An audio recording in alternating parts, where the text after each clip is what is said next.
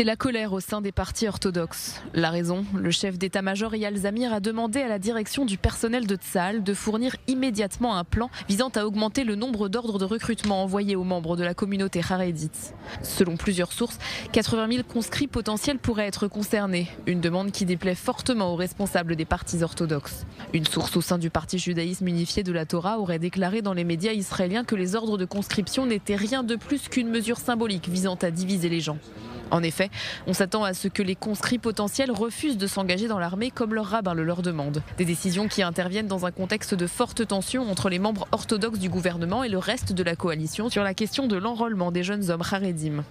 En début de semaine, les deux partis orthodoxes de la coalition ont déclaré qu'ils boycotteraient les votes sur la législation de la coalition mercredi.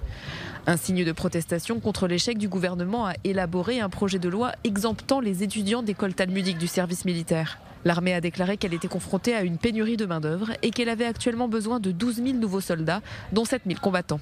Or, les données montrent un grand écart entre les objectifs de recrutement des orthodoxes et les résultats réels. Jusqu'à présent, seulement 1721 jeunes hommes ultra-orthodoxes ont été recrutés depuis l'année dernière, un nombre inférieur au quota fixé par Tsahal d'environ 4 800 recrues.